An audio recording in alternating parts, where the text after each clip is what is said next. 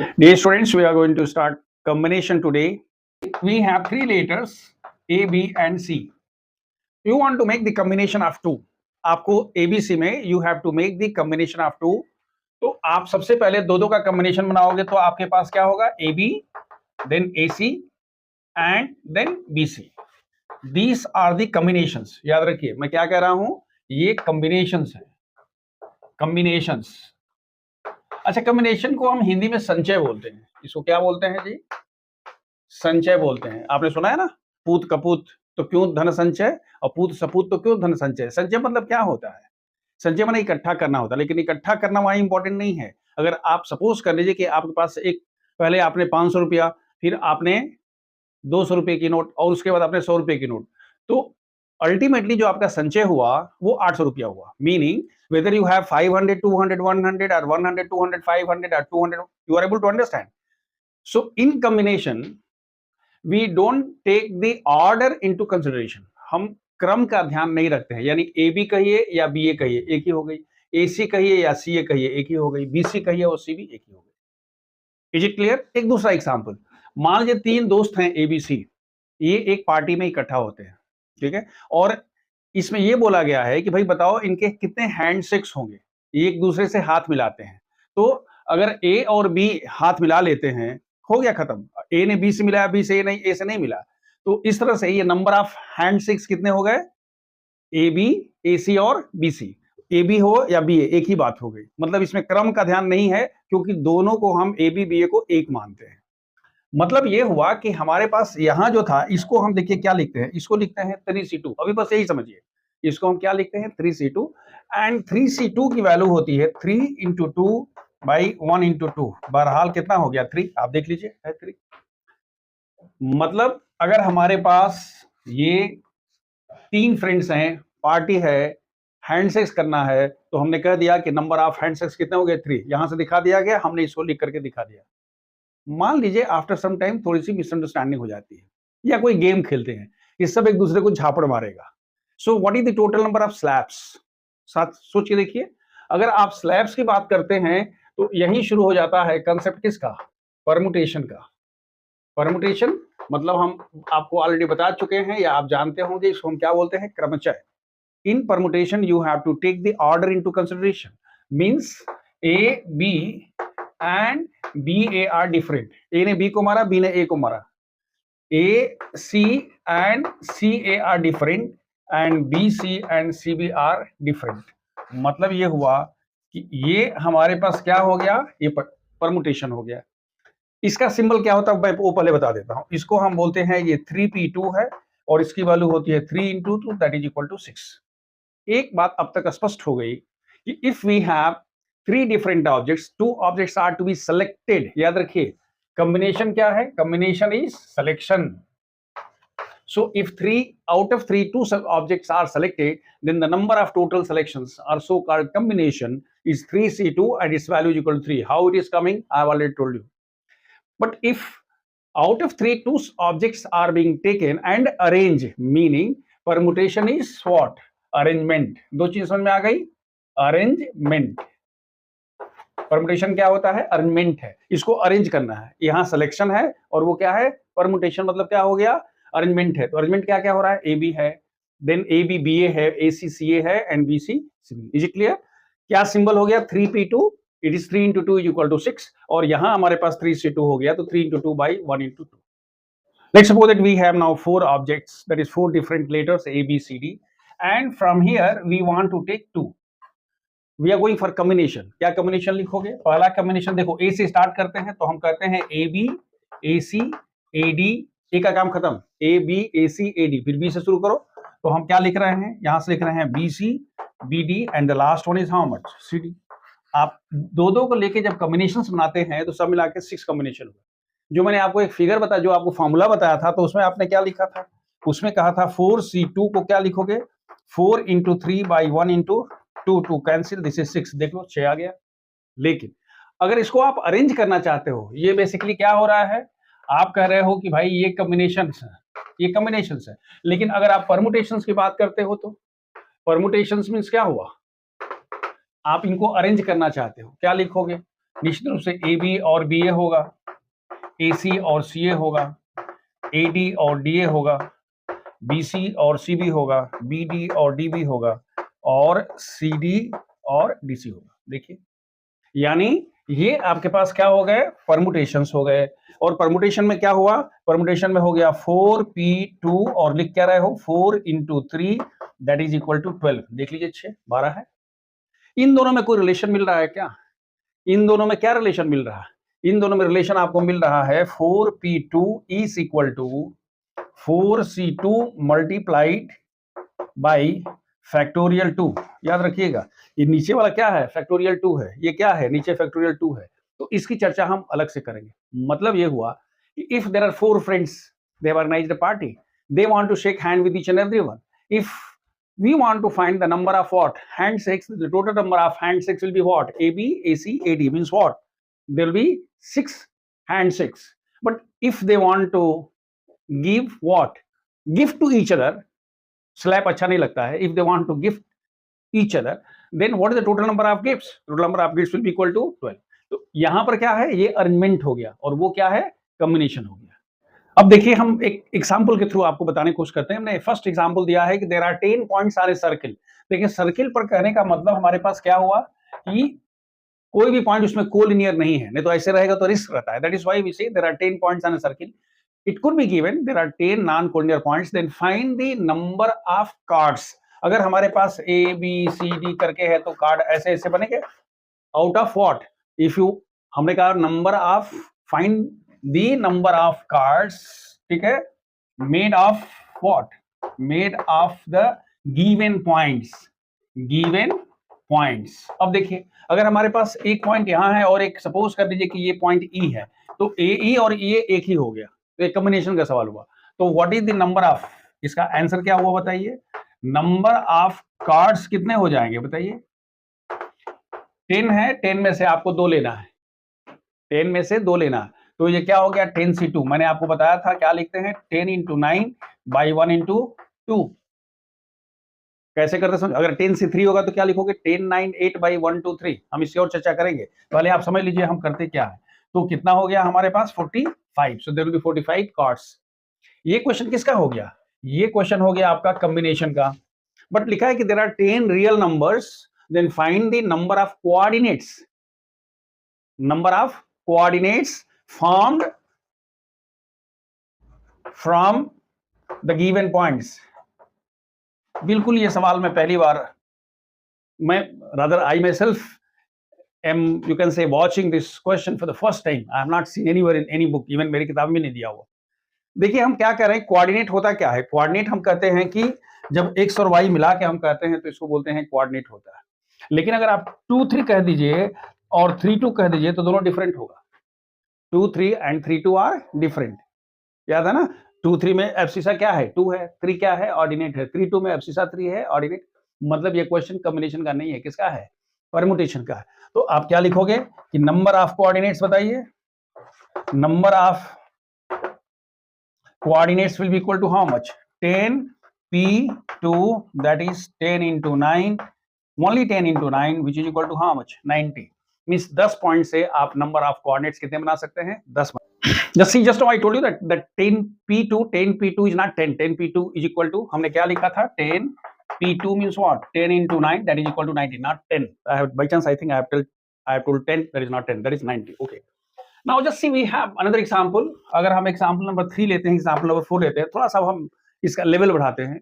We are given there are 10 points on a circle, then find the number of triangles made of the given points, made of the given points। अब देखिए number of triangles कितना होगा, अगर आप solution की बात करते हैं तो हम कहते हैं कि नंबर ऑफ ट्रायंगल्स, पहले तो ये देखिए ना कि ट्रायंगल बनाने के लिए कितने पॉइंट चाहिए, 3, कुल कितने पॉइंट्स दिए हैं, 10, और triangle ABC BC AC AB एक ही होता है। तो उस केस में हम कहते हैं the total number of triangles will be what, 10c3। Clear हुआ, तो 10 से 3 का मान कितना हो गया बेटा, ये हो गया 10 × 9 × 8 by how much, 1 × 2 × 3। This is equal to how much, 120 triangles. मान लीजिए आपसे कोई क्वाड्रेटरल पूछता है तो आप क्या लिखोगे, 10c4 क्या होगा 10 9 8 7 1 2 3 4. Is it clear now? But the second one is there are 10 students, then find the number of 3 medals, that is gold, silver and bronze, may be given to the 3 students. याद रखिए, यहां तो अंतर पड़ेगा. देखिए triangle में अंतर नहीं पड़ेगा कि ट्रायंगल एबीसी है कि बीसीए है कि सीएबी है, लेकिन मेडल में तो अंतर पड़ेगा. भाई एक को गोल्ड मिलेगा, ब्रॉन्ज मिलेगा, सिल्वर मिलेगा, नहीं कोई फर्क नहीं पड़ा. तुम ही सिल्वर ले लो, हम ऐसा नहीं होगा जी. जिसको गोल्ड मिलना है गोल्ड मिले. तो what are the different permutations, what are the different arrangements we can take. So here the answer will be, क्या इसका सोल्यूशन होगा जी? इसका सोल्यूशन होगा 10p3. अब अंतर समझ में आ रहा है? अरेंजमेंट और कॉम्बिनेशन. मैंने जानबूझ के एग्जांपल इसलिए लिया ताकि आप लोग, बहुत बच्चे कंफ्यूज करते हैं. तो यहाँ पर क्या होता है, ये होगा 10 into 9 into 8, दैट्स ऑल. इसमें डिवाइड नहीं, फैक्टोरियल 3 नहीं लिखेंगे. वहां पर अगर 3 घटते हैं तो फैक्टोरियल 3 से डिवाइड करते हैं, 4 करते हैं तो फैक्टोरियल 4 से करते हैं. Is it clear? ये कितना हुआ जी? This is equal to 720. अब देखिए, नाउ लेट अस रिवाइंड. हम लोग जो पढ़े हैं उसको जरा ध्यान से देखिएगा. हमारे पास 3 डिफरेंट ऑब्जेक्ट्स थे, याद आ रहा है? एकदम मेरे साथ यात्रा करो बच्चों. ए बी सी 3 ऑब्जेक्ट्स थे. हमने क्या कहा था कि दो दो का कितना ग्रुप बनेगा. What is the total number of what selections. So the number of selection was what, A B, A C and B C. कितने सिलेक्शंस थे? 2 थे. और इसको हमने क्या बोला था? हमने कहा था कि ये 3C2 है. सो अब आप अगर आप प्रूव करना चाहते हो कि NPR is equal to NCR into factorial. NPR का मान आपको पता है.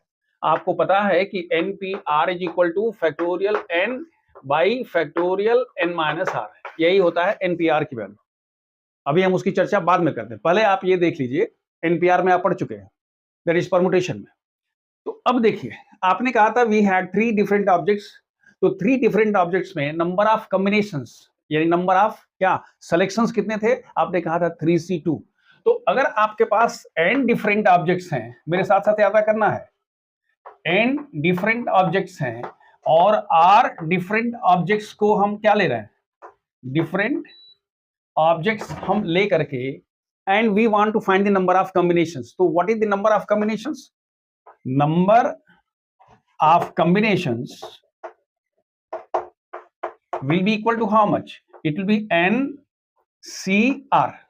जो वहां हमने क्या बोला था? 3C2. याद आ रहा? 4C2. तो वैसे ही हमारे पास नंबर ऑफ कुल कितने ग्रुप बन गए. मैंने बताया था ना कि कुल कितने ग्रुप बन गए जी? ये हो गया 3C2, यानी कितने ग्रुप बन गए? 3 ग्रुप बन गए. लेकिन लिखते कैसे हैं हम? NCR से. Is it clear? Now in each group there were 2.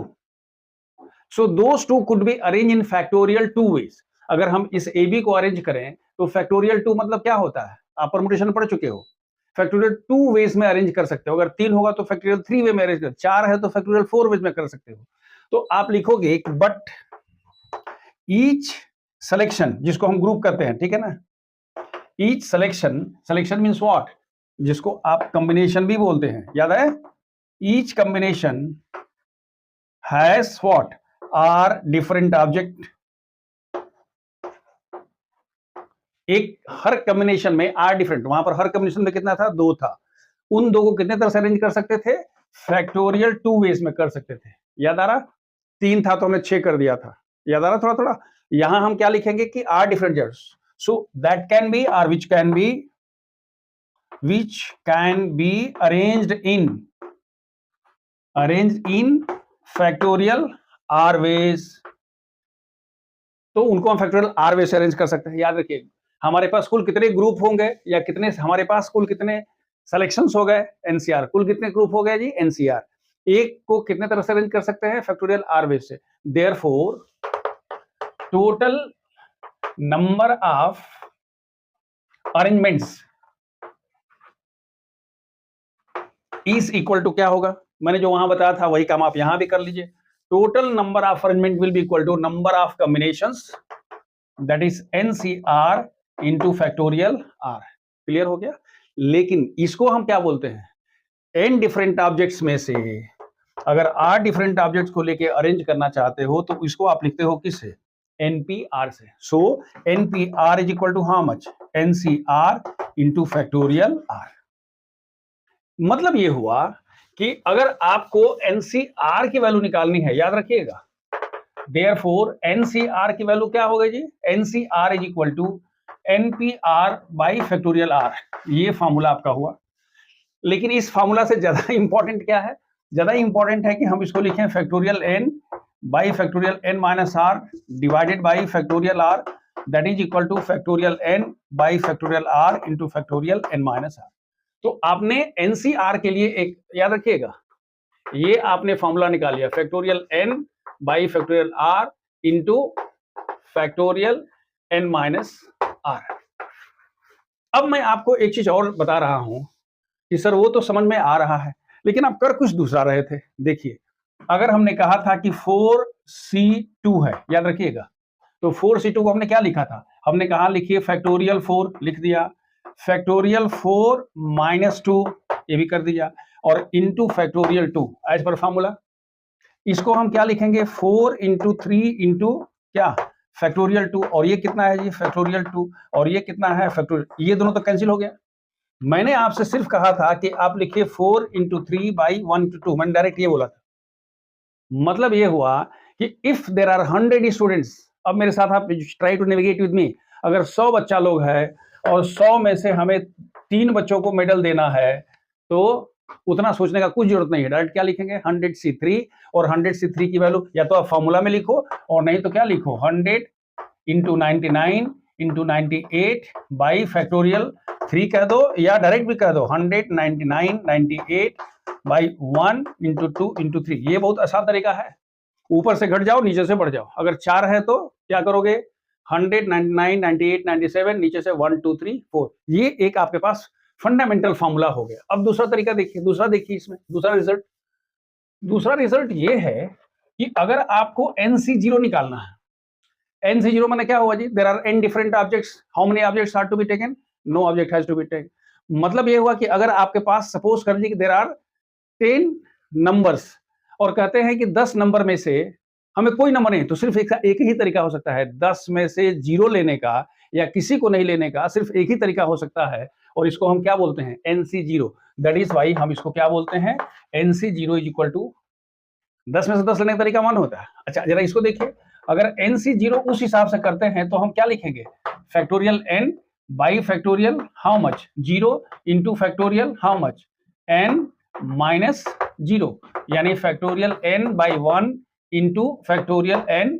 समझ में आ रहा है? फैक्टोरियल 0 का मान 1 होता है, n माइनस 0 फैक्टोरियल n होता है, ये फैक्टोरियल है, ये दोनों कैंसिल हुआ, कितना हो गया? 1। अगर फॉर्मूला से भी निकालना चाहो तो NC0 का मान कितना हो गया? 1। हाँ, अब क्या कर सकते हो कि देयरफॉर NCR को अगर लिखना चाहो तो आप लिख सकते हो factorial n by factorial r into factorial n minus r, और यहां लिख सकते हो 0। ये समझ में आ रहा?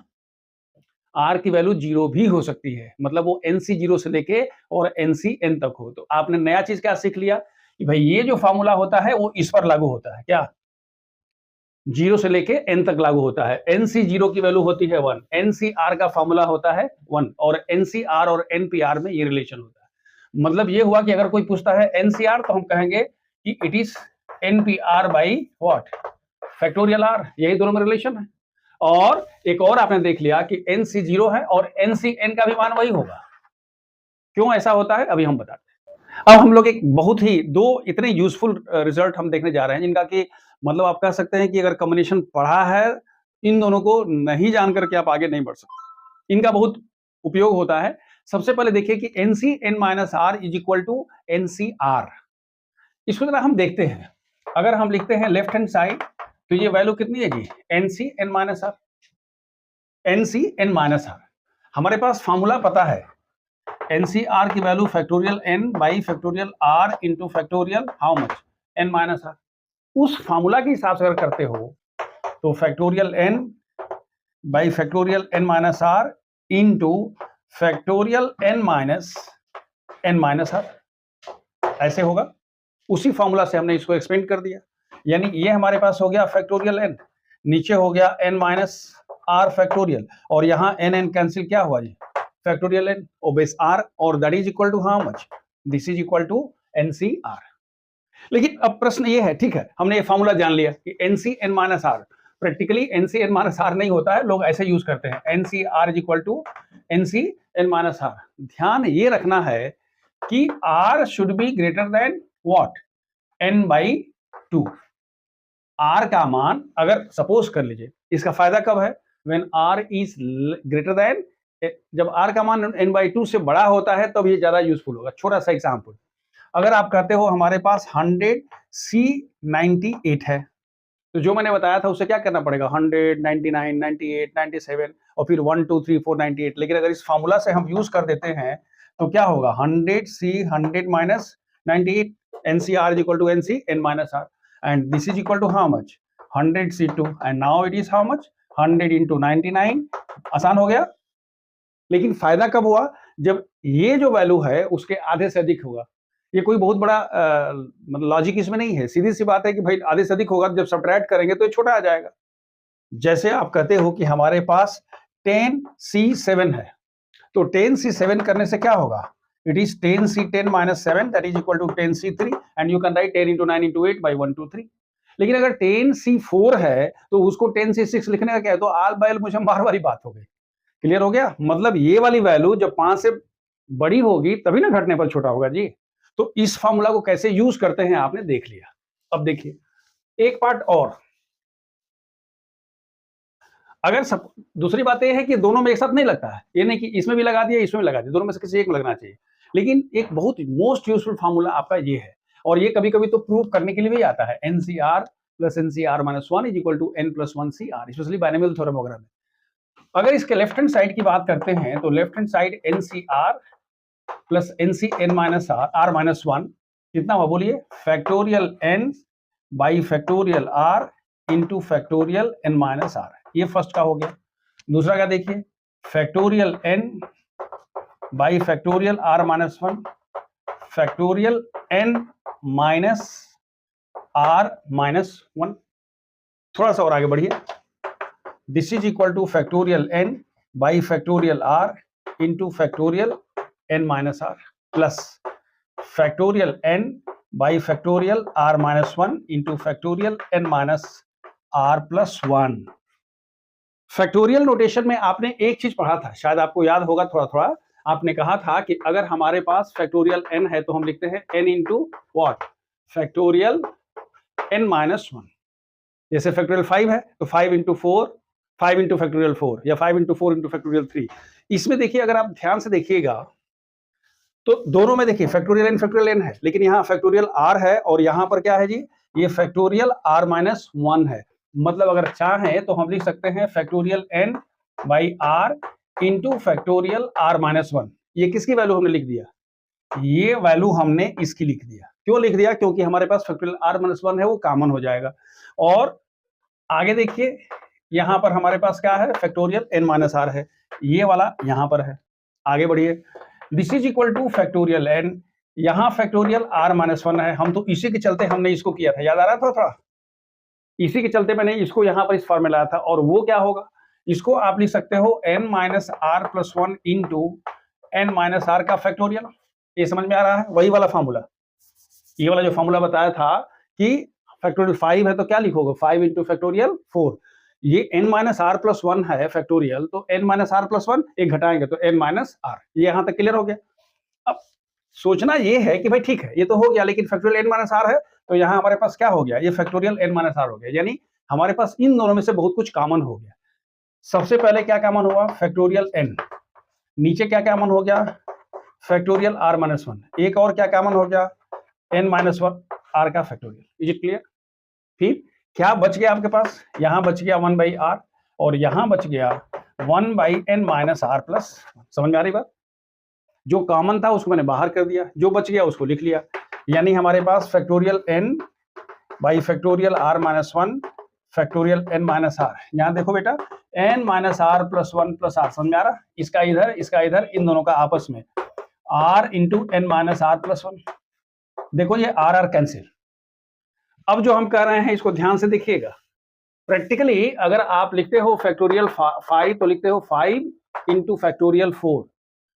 अगर हम कहते हैं फैक्टोरियल 7 तो इसको लिख सकते हो 7 इंटू फैक्टोरियल 6, यानी 6 फैक्टोरियल 6 इंटू 7 है तो 7 को इसको हम लेफ्ट में कर देते हैं, क्या हो जाएगा फैक्टोरियल 7। इसको दिमाग में रखते हुए हम क्या लिख रहे हैं, देखो ये क्या हो गया n प्लस 1 है और यहाँ क्या है फैक्टोरियल n। तो अगर ये फैक्टोरियल n से पहले आ जाएगा यानी अगर ऐसे आ गया n+1 इंटू फैक्टोरियल n, अब धीरे धीरे आपको समझ में आ रहा होगा ये क्या है 5 इंटू फैक्टोरियल 4, तो बेसिकली हम क्या कहना चाहते हैं फैक्टोरियल 5 कहना चाहते हैं। और नीचे बताइए क्या है, नीचे इस तरह से दो चीजें मिल रही हैं, एक तो मिल रहा है r into factorial r-1, factorial r-1 है और r यहां हो गया, और दूसरा मिल रहा है n-r+1, तो इसको हम ऐसे लिखें n-r+1 इंटू क्या फैक्टोरियल n-r, ऐसे है। जो मैंने अब बताया था आपको ठीक वही वाला हम यूज कर रहे हैं। इसकी वैल्यू क्या हो गई जी फैक्टोरियल n+1, इसकी वैल्यू हो गई फैक्टोरियल r, इसकी वैल्यू क्या हो गई n+1, वही बात हुई n-r+1 या इतना हो गया। समझ में आ रहा, ये वैल्यू कितनी है, ये वैल्यू है n+1cr, ये क्या हो गया n+1cr है, हम इसी को तो प्रूव करना चाहते थे। तो this is very important formula, you should remember also and you should learn also. अब now we are going to see the exercise, but exercise देखने से पहले हम आपको दो तीन चीजें बता दूं। सबसे पहली बात तो ये है कि जितने क्वेश्चंस एनसीईआरटी में दिए गए हैं कम से कम उतने, उससे अधिक होंगे, around it will be 110% questions हम लोग यहाँ डिस्कस करते कर लेंगे। माने एक क्वेश्चन अगर एनसीईआरटी, हर एक क्वेश्चन के लिए हम एक अलग से एक्स्ट्रा क्वेश्चन देंगे, पहली बात है। इसके अलावा हम बियॉन्ड एनसीईआरटी करके एक हम वीडियो बनाएंगे जो 1.5 घंटे की वीडियो होगी, जिसमें those questions will be mean for आपके प्रैक्टिस के लिए भी होगा, the children who are aspiring for 100% marks, plus that will mean for JEE also. तो वो आप दूसरी वीडियो बाद में देखिएगा। पहले हम यहाँ अगर यहाँ if there are 9 questions so will do 18 questions minimum, 18 से अधिक ही होगा। देखिए पहला, दूसरी बात है before we start at first let's review the very first thing, भाई NCR is the what combination, symbol for combination when r different objects are selected from n different objects, पहला हो गया। सिलेक्शन है ये अरेंजमेंट नहीं है, NPR arrangement होता है, यहाँ क्रम का यानी order is not taken to consideration, पहला है। दूसरा हमने कहा NCR is equal to factorial n by factorial r into factorial n-r, लेकिन प्रैक्टिकली जब करते हो तो अगर 10c3 है तो हम लिखते हैं 10 into 9 into 8 by 1 into 2 into 3, यही वाला फॉर्मूला है। दूसरा चीज जो हमने बताया वो ये था कि ये तो फॉर्मूला हो गया। दूसरा हमने बताया कि भाई देखो NC0 और NCN ये दोनों का मान होता है 1। इसके बाद एक और फॉर्मूला हमने बता दिया आपको कि NCR is equal to NCn-r, शर्त ये है R should be greater than n/2। एक और फॉर्मूला हमने बता दिया कि NCR plus NCr-1 is equal to n+1cr। इतनी ही चीजें हमने अब तक पढ़ा है। Now just see one more questions.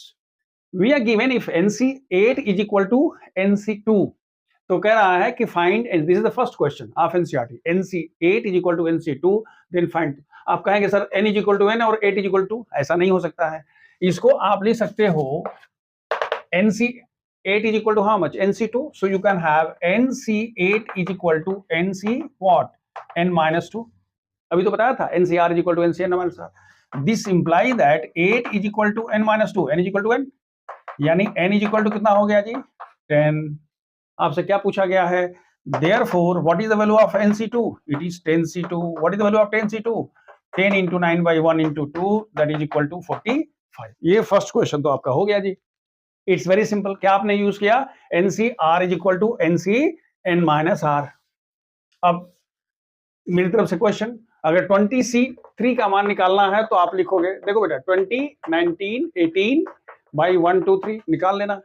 अगर ये 20C4 होता तो 20, 19, 18, 17 बाई 1, 2, 3, 4, ज्यादा सोचना नहीं है कैसे हुआ। लेकिन जो इसका दूसरा क्वेश्चन है वो दिया है कि NC7 is equal to NC3, याद रखिए ये B है, ये DAS1 का B है, तो हम ये एक्स्ट्रा हो रहा है, एक तो हो गया लेकिन हम उससे अलग से जा रहे हैं। तो NC7 is equal to NC3, इसका मतलब कि NC7 is equal to NCn-3। This implies that 7 is equal to n-3। This implies that how much n is equal to 10। लेकिन यहाँ NC3 नहीं पूछा, जैसे वहां NC2 पूछा था, यहाँ थोड़ा उल्टा कर दिया। क्या पूछा है, कह रहा है कि 12Cn का मान निकालिए। क्या निकालना है, therefore 12Cn is equal to how much 12C10। ध्यान से देखिएगा, क्वेश्चन इसलिए ट्विस्ट किया गया है ताकि अब आपको पता चले 12C10 का मान, उतना फॉर्मूला लिखने की जरूरत है। फिर एक बार फॉर्मूला लगा देते हैं, क्या 12C12 minus 10, 12C2, 12 into 11 by 1 into 2, that is equal to how much 66। ये तो सेकंड हो गया साहब। क्वेश्चन नंबर 1 का ही अगर आप सी करना चाहते हैं तो इन्होंने कहा वेरीफाई कर लीजिए, वेरीफाई करिए 3C1 का मान 3, वेरीफाई करना है, प्रूव नहीं करना है। तो अगर आप कहते हो कि हमारे पास 3C1 इंटू 4C2 तो ये हो गया 3, 4 into 3/1 into 2, this is 2, this is equal to how much 9। ये किसकी वैल्यू हो गई? Left hand side. और राइट हैंड साइड में आपके पास क्या है? 5C3। 5C3 को आप क्या लिख सकते हो जी? 5C5 minus 3 that is 5C2। समझ में आ रहा है? N minus R। चाहो तो 5C3 पर भी कर सकते हो क्योंकि छोटा है। और इसकी वैल्यू क्या होगी? 5 into 4/1 into 2 that is equal to how much 10। Therefore, what is the value of right hand side? Right hand side is equal to 10 minus 1 is equal to 9. Left hand side is equal to right hand side. Clear हो गया? तो यानी question number 1 के लिए जो आपके पास एक question था वहां हमने 3 क्वेश्चन करा दिए। अब देखिए हमारे पास 2 क्वेश्चन है, हम इसमें एक क्वेश्चन यहाँ ये वाला करते हैं। आपके पास दिया हुआ है कि 2NC3 by NC3 is equal to 12/1। आपको वैल्यू निकालनी है किसकी जी? n की वैल्यू निकालनी है। आप कई ढंग से इसको कर सकते हैं, या तो आप फैक्टोरियल से कर लीजिए। अगर फैक्टोरियल से करते हैं तो क्या लिखेंगे? 2n minus 1 2n minus 2 by 1 2 3। समझ में आ रहा है? यहाँ n minus 1 n minus 2 by 1 2 3 is equal to 12/1। ये तो पहले कैंसिल हुआ। आप फैक्टोरियल लिख के भी कर सकते थे। अब देखिए जो आपके पास ऊपर दिया हुआ है तो यहाँ देखिए क्या है? 2n है, 2n माइनस 1 है, 2 टाइम्स n माइनस 1 है, divided by n into n minus 1 into how much? ये n माइनस 2 होगा जी।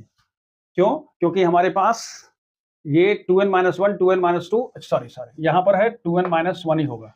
n 2n माइनस 1 और यहाँ पर होगा 2n माइनस 2, 2 कॉमन हो गया तो n माइनस 1 हो गया। तो हमारे पास कितना हुआ? n minus 1 n minus 2। देखिए क्या कैंसिल हो रहा है? इससे ये कैंसिल हो गया, इससे ये कैंसिल हो गया, और ये कितना है? 12/1 है। अब तो कुछ सोचना ही नहीं है। अब अगर सिंप्लीफाई करते हो तो हमारे पास कितना होगा जी? 4 times 2n minus 1 is equal to 12 times, यहाँ करने की जरूरत नहीं थी, आप यहाँ से भी कैंसिल कर सकते थे। ये 3 हो गया तो हो गया 2n minus 1 by n minus 2 is equal to 3, यानी 2n minus 1 is equal to 3n minus 6। Multiply कर दिया।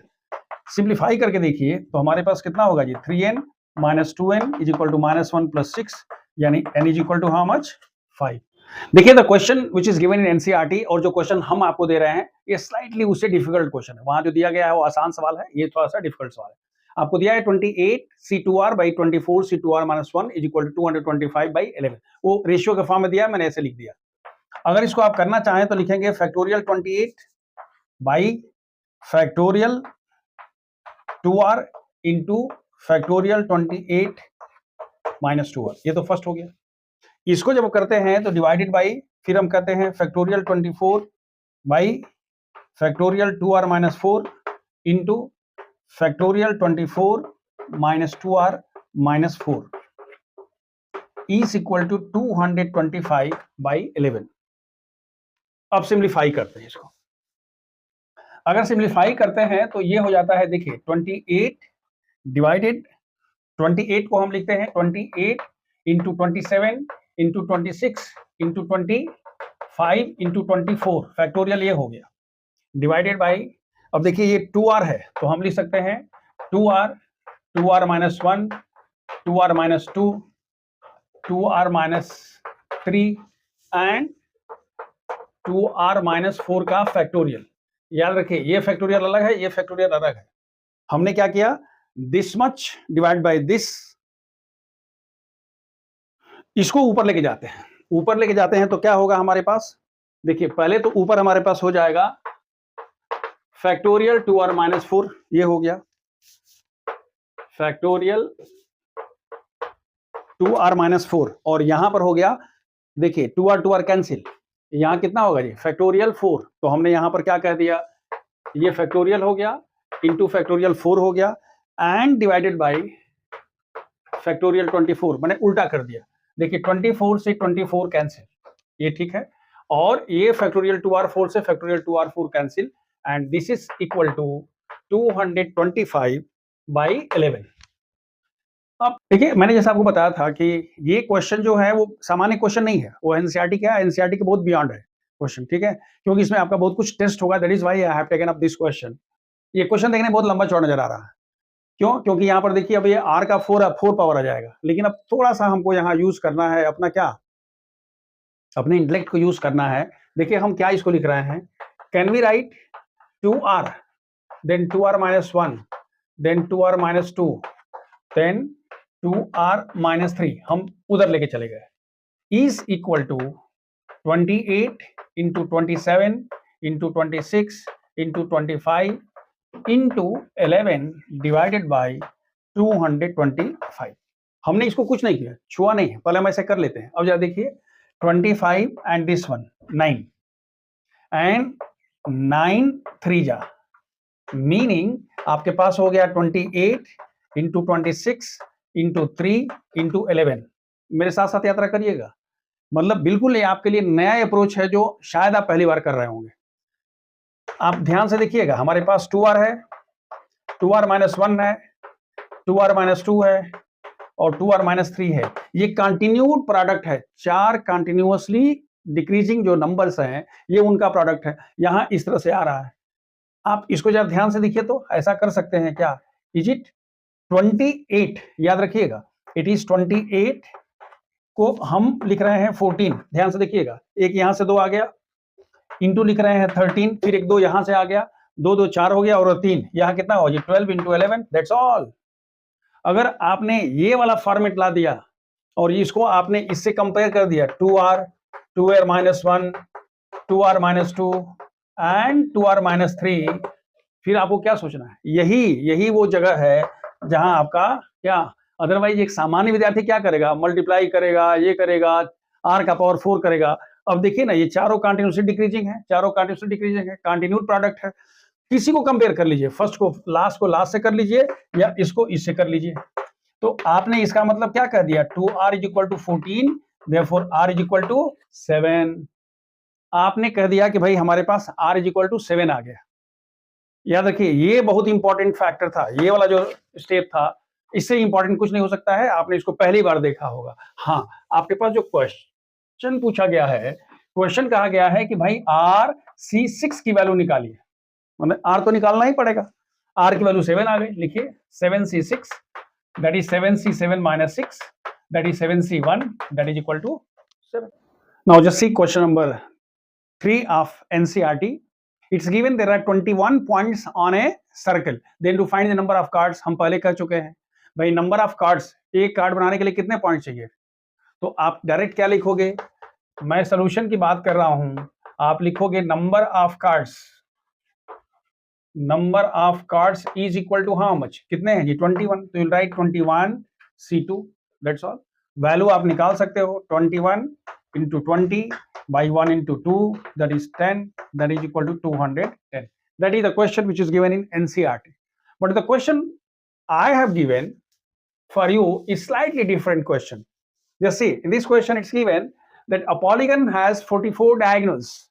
A polygon has 44 diagonals, then find the number of sides of a polygon. याद रखिएगा, if the polygon has 44 diagonals, हम क्या लिखते हैं, इसका सॉल्यूशन कैसे करेंगे, हम कहते हैं कि let there are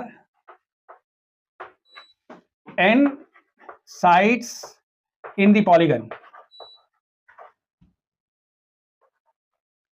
पॉलीगन के n साइड्स हैं, पहला क्लियर हो गया, तो n वर्टिसेस भी होंगे, therefore नंबर ऑफ वर्टिसेस कितने होंगे जी, number of vertices will be equal to how much n।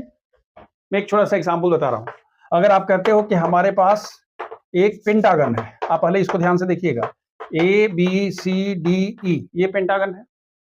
Pentagon क्या हुआ, 1 2 3 4 5, ये 5 साइड का क्या है, तो अगर 5 साइड का है तो 5 वर्टिसेस होगा।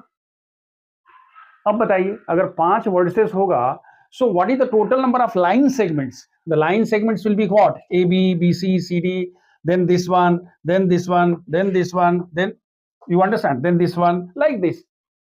So what is the number of diagonals, number of diagonals will be total number of line segments minus the number of sides। क्या हम लिख रहे हैं, number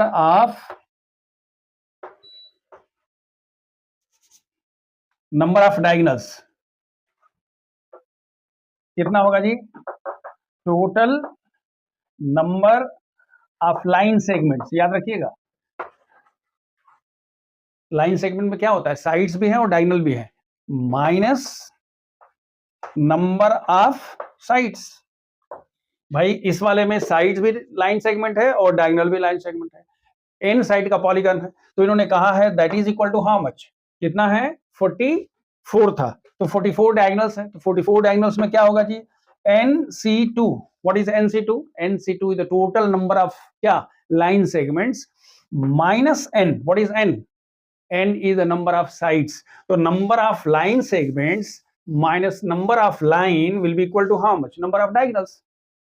आप अपने से एक पेंटागन खींच करके या हेक्सागन लेकर के या क्वाड्रिलेटरल करके देख लीजिए, क्वाड्रिलेटरल लीजिए, क्वाड्रिलेटरल में आपने क्या किया, 4 पॉइंट्स लिए, कुल कितने लाइन सेगमेंट्स हो गए, 6 हो गए, क्यों 4 में से 2 लिखिए, 4C2 4 into 3 by 1 to 2 is equal to 6, उसमें नंबर ऑफ साइड्स कितने हैं 4, तो 4C2 - 4 करिएगा, नंबर ऑफ डायगोनल्स कितने होते हैं 2 होते हैं, क्लियर हो गया। तो ये क्या हो गया, दिस इज एक तरह से फॉर्मूला हो गया, number of diagonals of a n sided polygon is equal to NC2 minus n, what is NC2, NC2 is the number of line segments and n is the number of sides।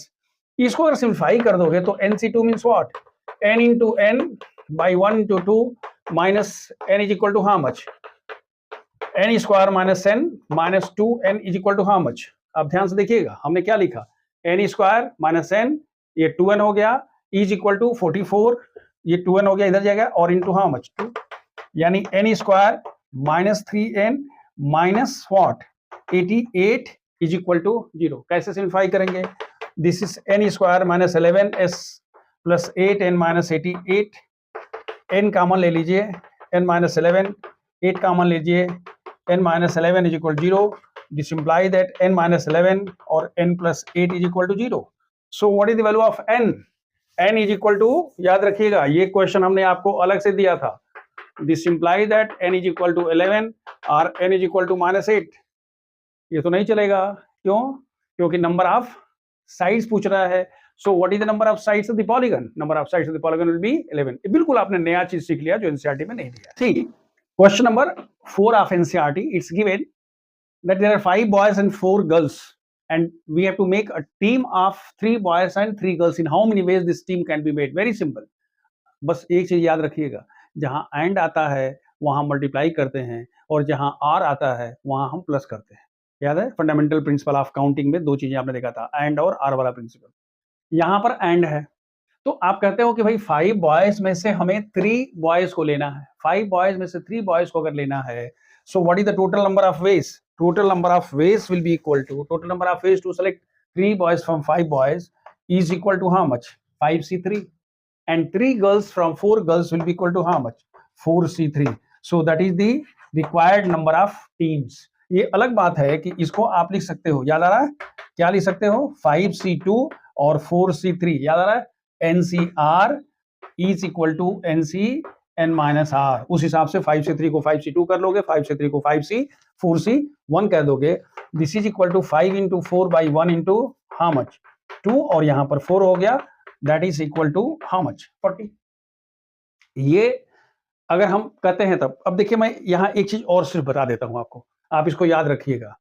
अगर ये question probability का हो जाता है और कहता है कि इन how many veg can a team of 3 boys and 3 girls be selected from 5 boys and 4 girls, तो वहां हम कहते हैं कि नंबर ऑफ फेवरेबल, क्लास 12 की बात मैं कर रहा हूं, ये बहुत ही important, number of favourable outcomes by total number of outcomes. Total number of outcome क्या है जी, टोटल है सब मिला कितने हैं 9 कैंडिडेट्स हैं और 9 में से कितना लेना है 6, तो हम कहते हैं 9 से 6, तो 9 से 6 से डिवाइड कर देंगे, चर्चा नहीं कर रहे हैं ताकि आप कंफ्यूज ना हो, लेकिन आप इतना समझ में आ गया कि वो दिमाग में आप रख लीजिए, ऐसा हो सकता है।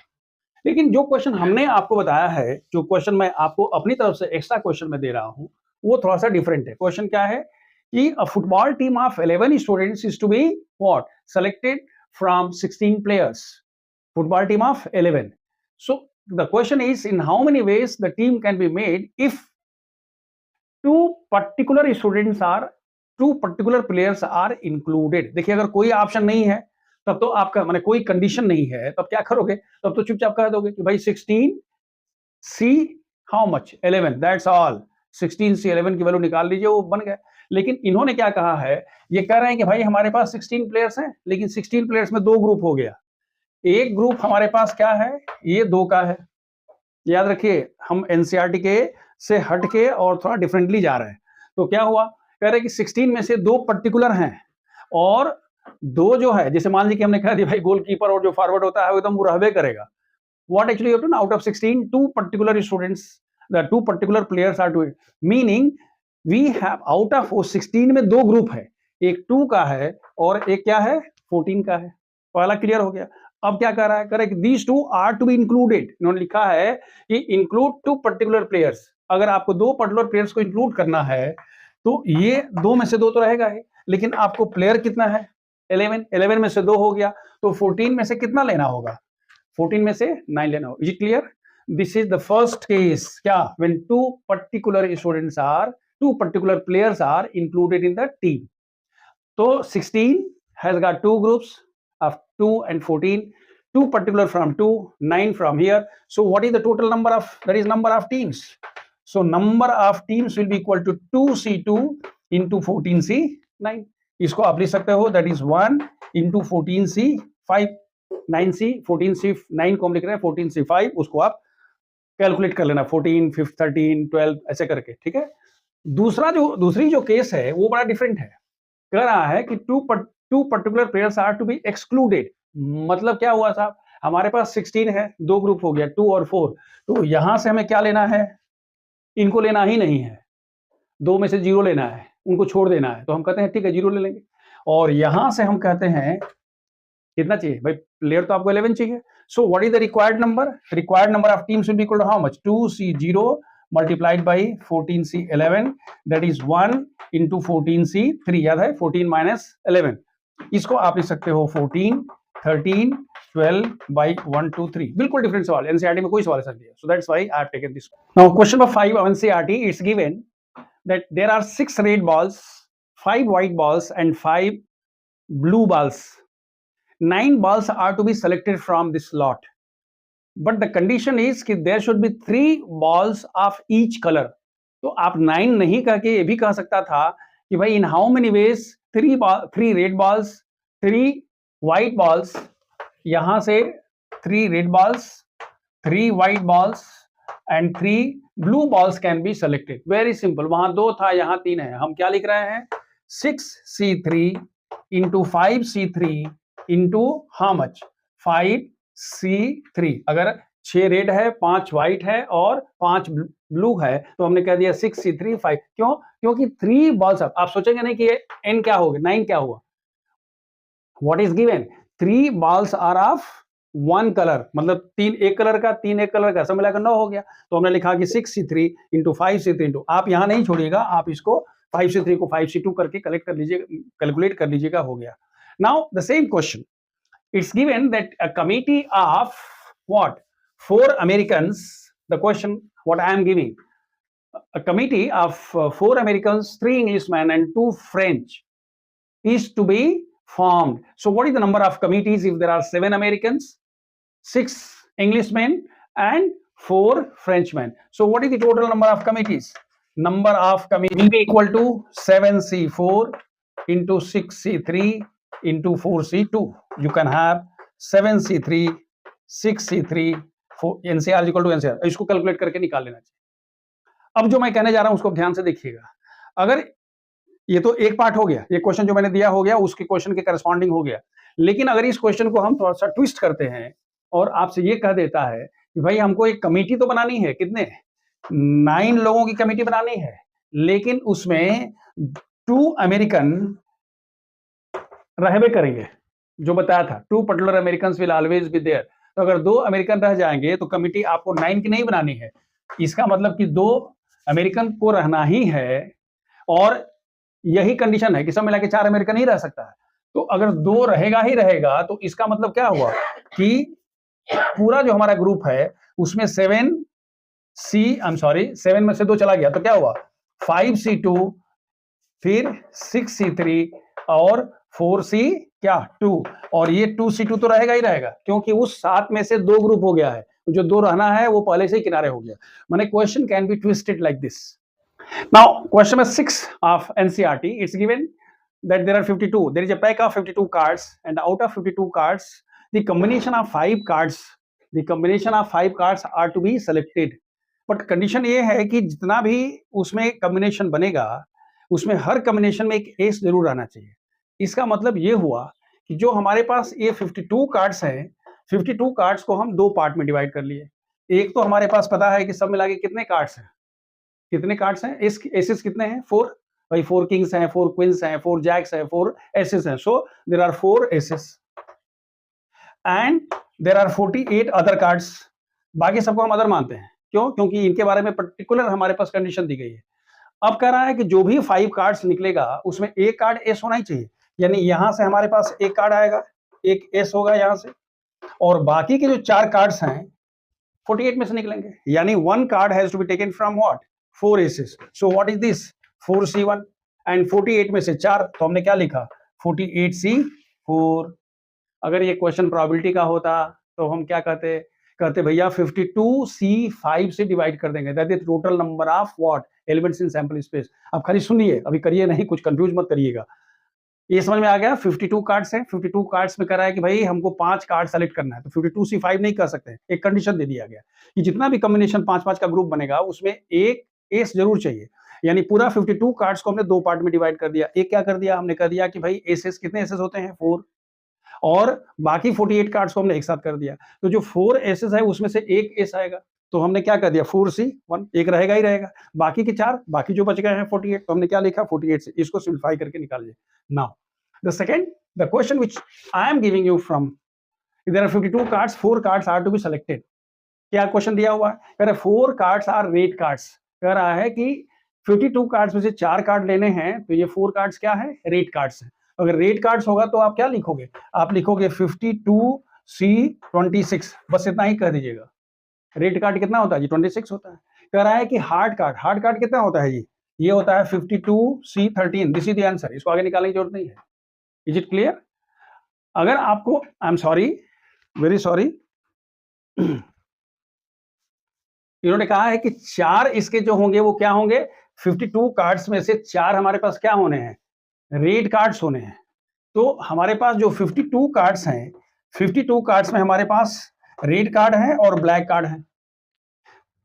रेड कार्ड हमारे पास कितने हैं जी, 26 है, और ब्लैक कार्ड कितने हैं, 26 है। लेकिन हमको 4 कौन से कार्ड निकालने हैं, रेड कार्ड निकालने हैं, तो हमने लिख दिया 26C4। अगर 5 कार्ड निकालने होते, याद रखिएगा 5 कार्ड तो क्या लिखते, 26C4 इंटू 26C1। क्लियर हो गया? दूसरा कह रहा है कि हार्ड कार्ड मैंने क्या जी, कि यहां पर हमारे पास कितना है, 13 है, और यहां पर कितना है, 39 है। 39 क्या है, हार्ट है ना, हार्ट है, स्पेड है, देन क्या, डायमंड है, वो जो 4 होते हैं। तो इस 13 में से 4 ले रहे हैं, 13C4 हो गया। अगर आपसे कहता है कि 5 कार्ड्स लेने हैं, तो आप क्या लिखते हैं, 13C4 into 39C1। Is it clear? Now just see question number 7। A cricket team of 11 players is to be formed out of 17 players. Out of 17 players, there are 5 bowlers. But the team which is to be constituted must have 4 bowlers. ये समझ में आ रहा है? कुल कितने खिलाड़ी हैं जी, 17। कितने की टीम बनानी है, 11 की। उस 17 में हमारे पास 4 क्या हैं, बॉलर्स हैं, यानी बॉलर्स हमारे पास 4 हो गए, सॉरी बॉलर्स कितने हैं, 5 हैं। तो हमारे पास बाकी के जो प्लेयर्स हैं, यानी जो अदर प्लेयर्स हैं, वो कितने हो गए, हमारे पास 12 अदर प्लेयर्स हो गए। Out of 17 players, if 5 are bowlers, then how many, 12 are other players.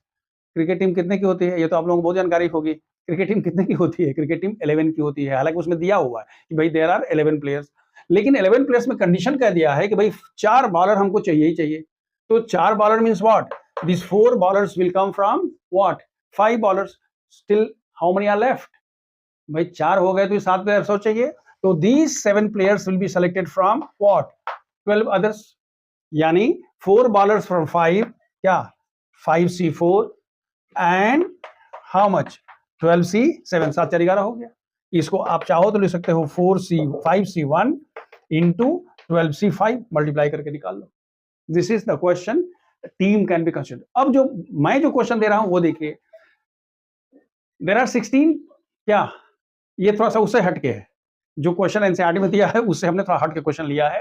There are 16 players, out of 16 players 5 are bowlers, 2 are wicket keepers. तो बाकी के जो प्लेयर्स हैं वो अदर्स हो गए। माने अदर्स क्या हो गया जी, 9 क्या हो गए, अदर प्लेयर्स हो गए। यहां तक तो क्लियर हो गया। आउट ऑफ 16 क्या दिया हुआ है, 5 bowlers and 2 wicket keepers are there. पूरा जो 16 जो है उसमें ये है, और 9 तो अदर हो गए। लेकिन कह रहा है कि जो टीम बनेगी उस टीम में the team will consist of, must consist of what, 3 bowlers and 1 wicket keeper. यानी यहां से 3 जरूर आएगा और यहां से 1 जरूर आएगा। आई होप इज क्लियर कि टीम में 3 बॉलर्स होने चाहिए और 1 विकेट कीपर, तो 3 1 4 हो गया। तो बाकी के जो 9 है इसमें से 7 प्लेयर्स आ जाएंगे। Meaning the number of teams कितना हो गया जी, नंबर ऑफ टीम्स कितना हो गया, 5C3। 5C3 क्यों, 5 में से 3 बॉलर्स और 2C1, 2 विकेट कीपर में से 1 विकेट कीपर, और बाकी के जो प्लेयर्स हैं क्या, 9C7, यानी कितना हो गया, 5C2, 2C1, 9C2। ये समझ में आ रहा है। NCR इज इक्वल टू, खूब मैंने बताया था ना, खूब यूज होता है। Then find its value. Now question number 8 of NCERT, there are 5 black balls and 6 red balls. तो इन्होंने बोला है कि भाई इसमें से आपको in how many ways you can select 2 black balls and 3 red balls. अब इससे सिंपल क्वेश्चन हो ही नहीं सकता है।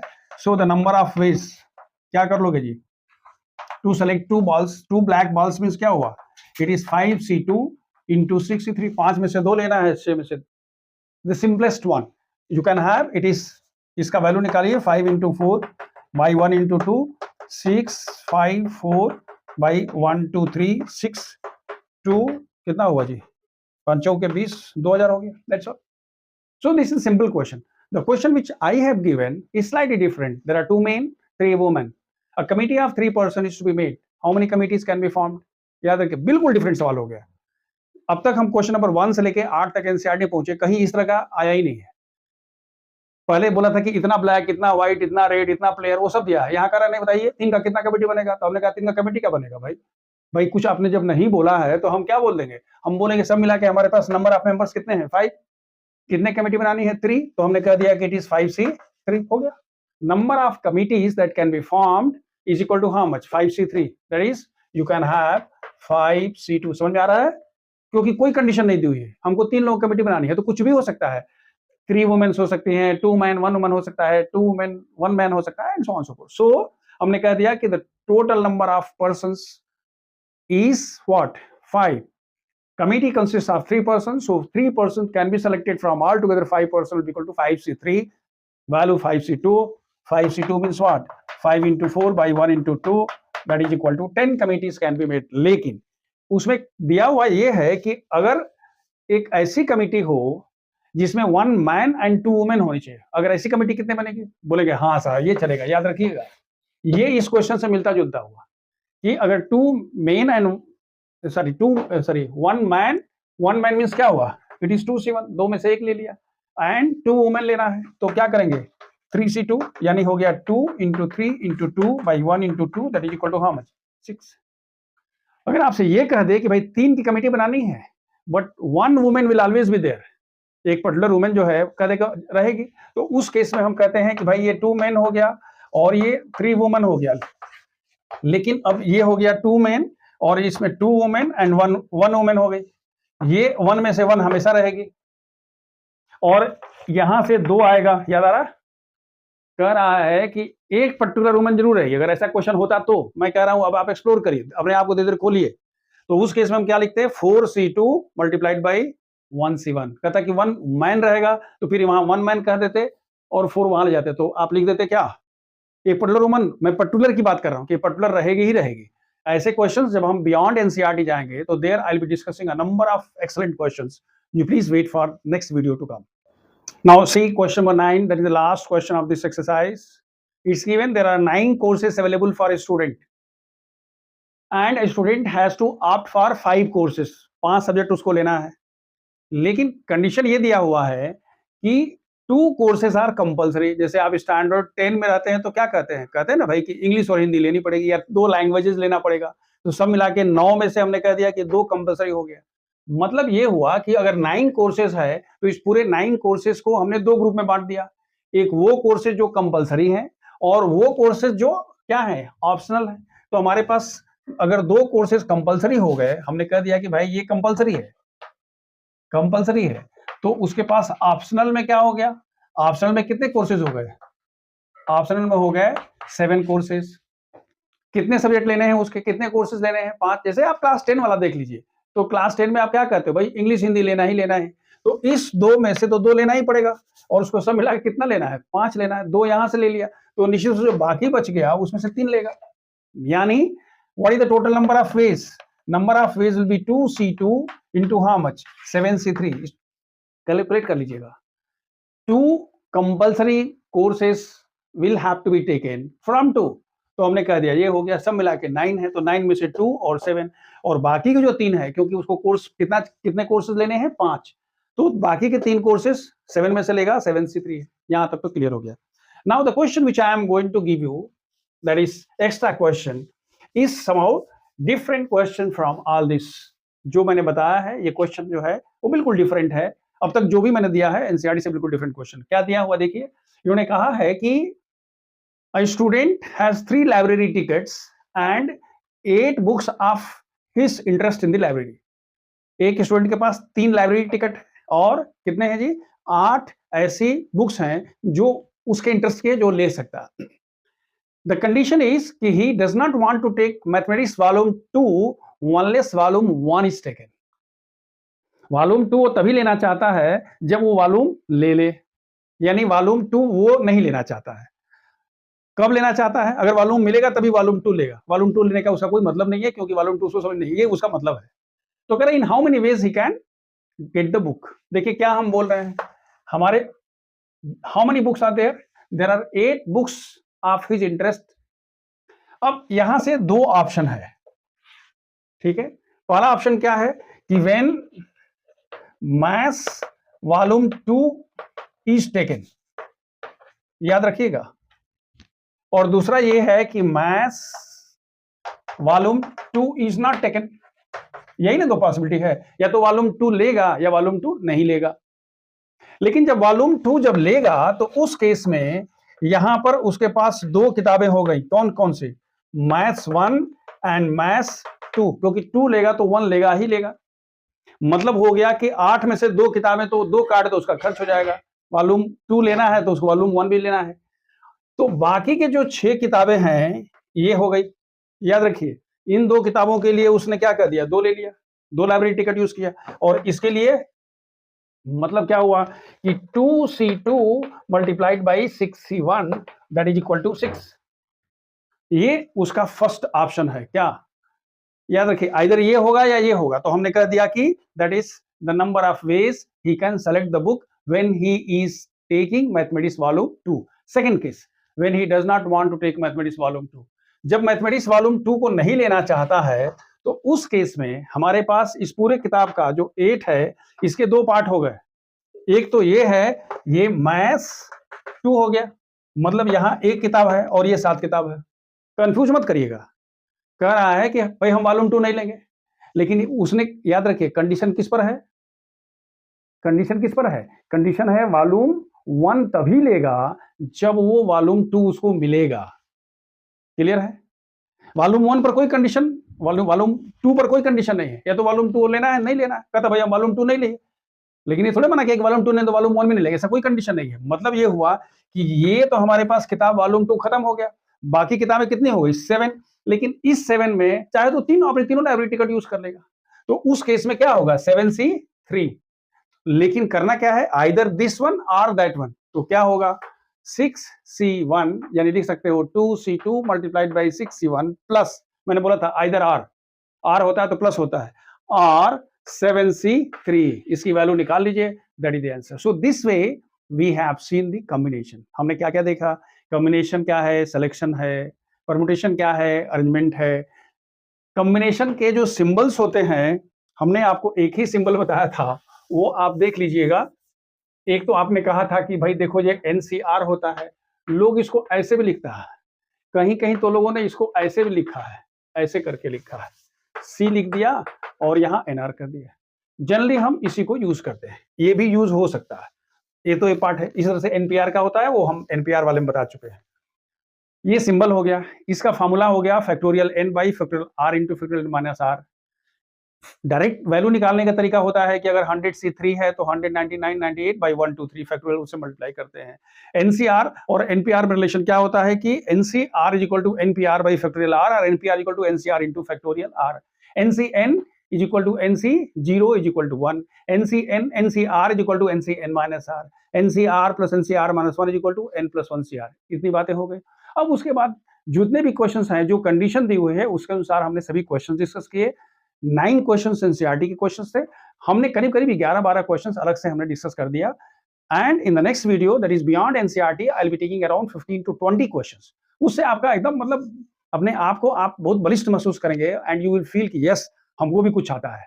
अभी भी आपको कुछ आता है, हमें नहीं कह रहे कि आपको नहीं आ रहा है, लेकिन जब बियॉन्ड वाला जब देख लेंगे तब आपका जो कॉन्फिडेंस। लेकिन याद रखिएगा जब हम आपको बियॉन्ड एनसीईआरटी पढ़ाएंगे तो थोड़ा सा हम आपको करीब करीब एनसीईआरटी नहीं बल्कि क्लास 12 का जितना प्रोबेबिलिटी में क्वेश्चन दिया हुआ है 30 to 40% क्वेश्चन हम लोग यही डिस्कस कर लेंगे, बगल में लाइन खींचेंगे कर लेंगे ताकि फिर आपको अलग से टेंशन है। देखिए लोग बोलते हैं प्रोबेबिलिटी बहुत मुश्किल है, प्रोबेबिलिटी इसलिए मुश्किल है क्योंकि लोगों को कम्युनिकेशन प्रोफेशन समझ में नहीं आता। हम कोशिश करेंगे कि हम 11th वाले में ही क्या करेंगे, हम 12th वाला कर लेंगे। भाई मुश्किल तो वहां लगता है ना, 11th में ही हम कर लेंगे, देखते हैं क्या होता है। So wish you all the best, thank you so much.